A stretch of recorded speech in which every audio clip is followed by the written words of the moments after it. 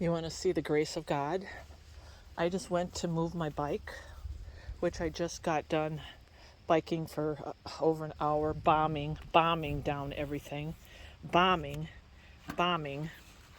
And I moved it, and look at this. You see that? I don't know if you get it. Here, I'm going to give you another view.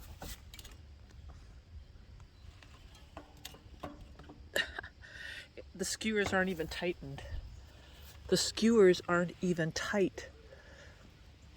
Look at that. I could have died. I could have had a... Can you imagine the crash I could have had? This is crazy. That's crazy. I gotta fix this. Hang on. So there you go. It's fixed now. I have no clue how that happened, but I mean, I could have seriously, wow.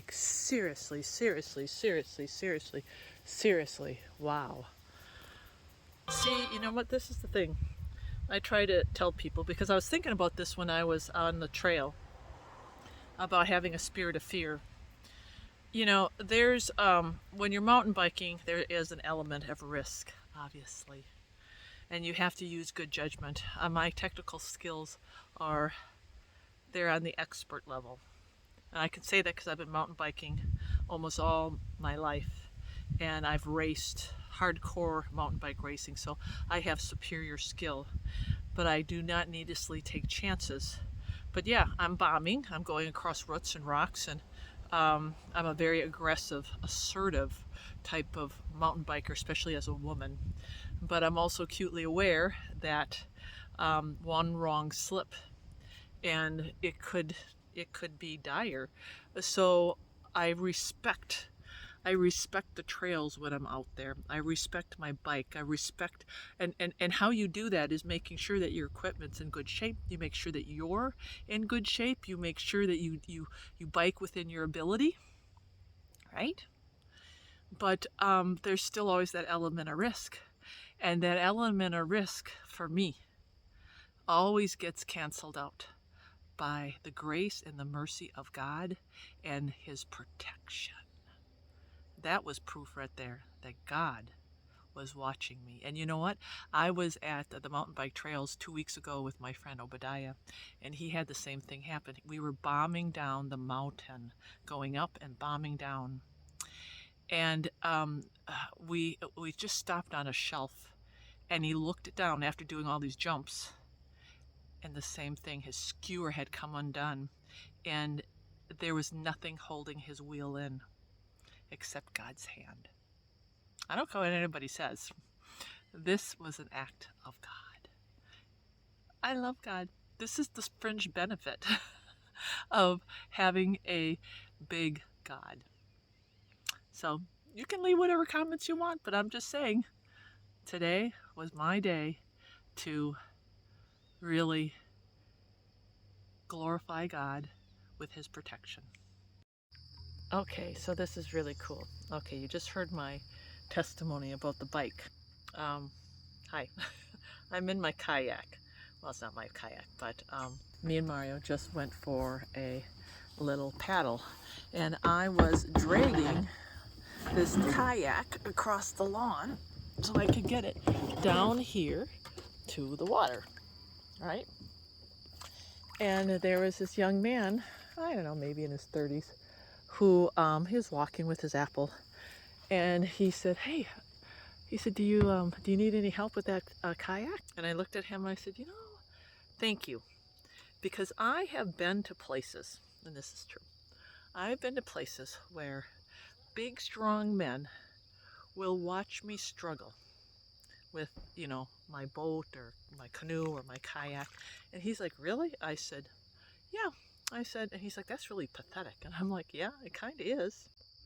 So then, you know, I'm like, it's kind of the state of the world. You know what? I said, whatever happened with love thy neighbor I said, you know, we all love ourselves, right? Oh, we can love ourselves, but to help somebody, to love thy neighbor, oh, that's like getting really hard. And I said, the problem with that is, we've taken God out of everything, and as soon as we started doing that, this is what's happening. And he says, yeah, you're right. Everybody, they can all take care of themselves. And so it was just it was just that instant, right? It was that instant. We just, started talking, and oh, look at Mario. What do you think, Mario? Hang on, I gotta get little Mario. Sometimes he don't like to get his feet wet. So anyway, Mario. Okay. So anyway, I mentioned love thy neighbor, and we mentioned I told him, how we all love ourselves, and God is taken out of it. And then I said, oh, and listen to this. I said, you see that bike over there? He's like, yeah. I said, I just got done mountain biking. You're not going to believe this. I just got done mountain biking. And I told him what happened. And I said, I don't care what anybody says. That's God. That's God. Some people say, oh, that's coincidence, or you're really lucky. I said, in my world, that's God's divine providence. And I said, and listen to this. I have this friend. And I told him about how I was doing the whoop-de-woos and same thing. And he's like, wow, that's incredible. I said, yeah. I said, I've got the God that parts the sea. That's what I've got. So I don't care what people say. I mean, he says, that's really incredible. And so, come on, honey. As we're standing here, actually at the heart of this trail, he said that he likes canoe, and that's kind of his sport, and he comes here to actually walk. And I said, oh, you like to canoe? He says, yeah. In fact, I went on a 5-month canoe trip. I'm like, what? He said, yeah. He says, I just me and my friends, we paddled the whole Missouri River. And he said, I just loved it. And I said, oh man. I said, must have been hard to come back to reality. He said, oh yeah, it was really hard. But I said, look at that experience that you had. No one can take that away from you. He says, no. He says, I'll have that with me forever. And he says, he says, and now I take care of, I do survival training, and I take kids, at-risk youth, on survival expeditions, like out in the woods. And I'm like, really? He's, yeah. I said, that's fantastic. I don't know where this guy came from. It was just fantastic. And he said, I know that this is important. As I stood here and I said, this is the thing. The city, and I've heard this, it gives off a low frequency. And so people in the city, they're being constantly bombarded with this low frequency, and it's very disruptive, and it's bad for your mind. But I said, you come out here and look at this. This is a different frequency. He says, oh, absolutely. He says, and look at, the green and the air. And I said, absolutely.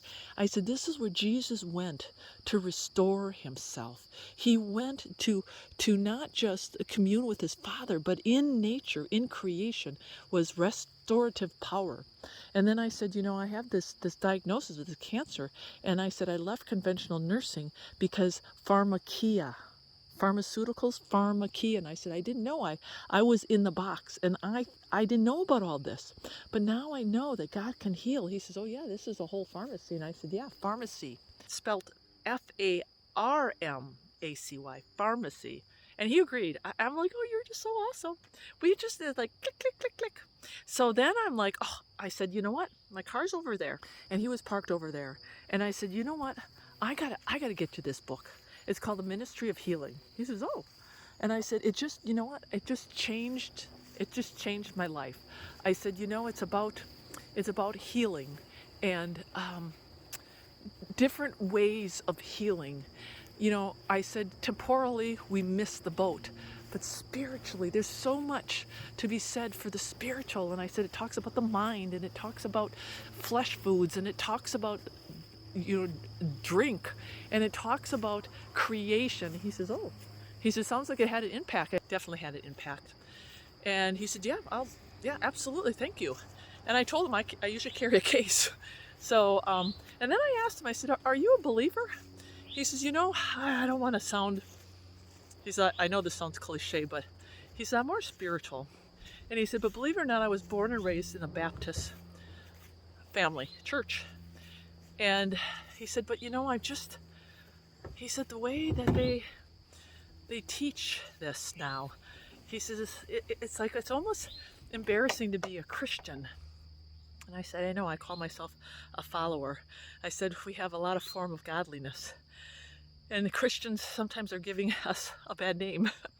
And he says, yeah, I agree. He says, and I said, it's not about the church. It's about our relationship with Jesus Christ. I said, you wouldn't believe where I was how many years ago. And I said, I want people to understand it's about my relationship with Jesus. That's the transformative power. He says, absolutely. And I said, I'm not telling people not to go to church, but I'm just saying we have to start with the relationship.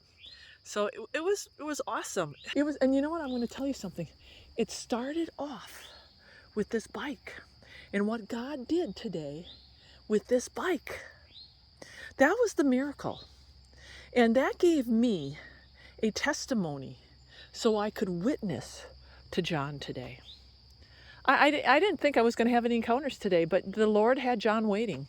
So praise the Lord.